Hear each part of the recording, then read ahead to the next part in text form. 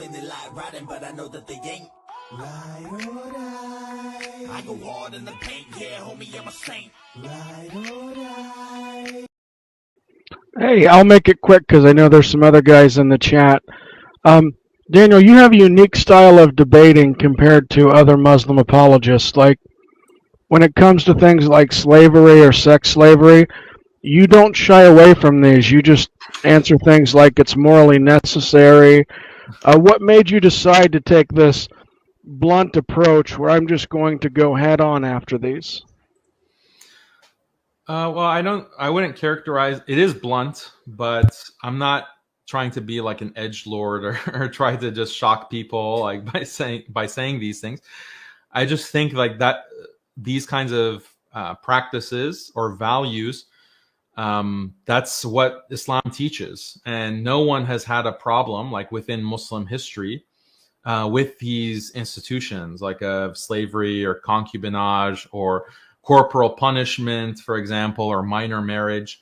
We don't see like within the Islamic tradition or just within Muslim society overall, people having like issues or moral problems with these practices. They're just taken for granted. Like, of course, slavery is slavery, and, concubines from war, that's just part of war. Like, that's just understood. And I think that you can't really, if you were to argue against those values, or those practices, you'd have to throw the Islamic tradition under the bus. To a large extent, you'd have to throw the Quran under the bus, the practice and the statements of the Prophet, peace be upon him, under the bus. I can't see a consistent way to argue, yeah, slavery is morally wrong, without also condemning not only like the Quran, the Prophet Muhammad, but also basically 1400 years of Muslim tradition and Islamic tradition. And I don't see that as being intellectually consistent for a Muslim to take those kinds of positions. Thank you very much for your time. I appreciate it, James. The army was critical, and it was also understood that the winning side would take the women of the losing side. Winners would get the concubines. It was understood, and the obligations of what would come with that were also understood. Okay. Thanks.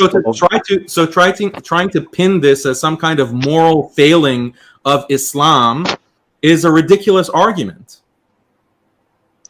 I have no problem saying that yes, in Islam there was concubinage, i.e., possession of women, i.e., sex slavery in Islam, and that's sanctioned. It's clear in the verses that you cited, Surat al-Mu'minun and elsewhere. It's called milk yamin.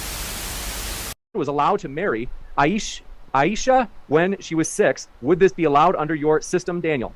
I mean, this is something that many cultures practice to this day, and it's based on this biological reality. And you find many cultures where they're trying to maximize the fertility window of women because they want to have more children. And this is basically the way that evolutionary psychologists explain it. And I'm not promoting evolution, but these are people that you would respect, Harris or other atheists. They say that it's actually to an evolutionary advantage to maximize the fertility window so you have as many children as possible, because women only have about 25 to 30 years of fertility. If they wait until they're 25 or 30 or 35 to get married and have kids or have sex, then that means they'll only have maybe 1, maximum 2 children. But this will allow extinction of the population. And both Islam and human rights are in 100% agreement that women are accountable if they break the law. And that means Islam and human rights are in 100% agreement that women should be beaten. We only differ on who should do the beating.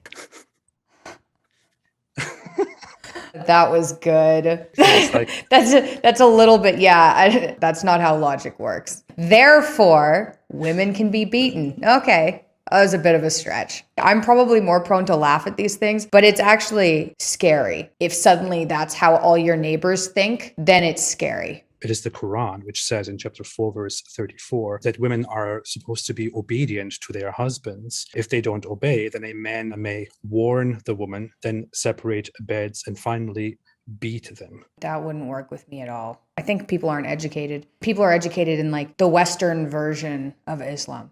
Claim they like riding, but I know that they ain't. Ride or die. I go hard in the paint, yeah, homie, I'm a saint. Ride or die.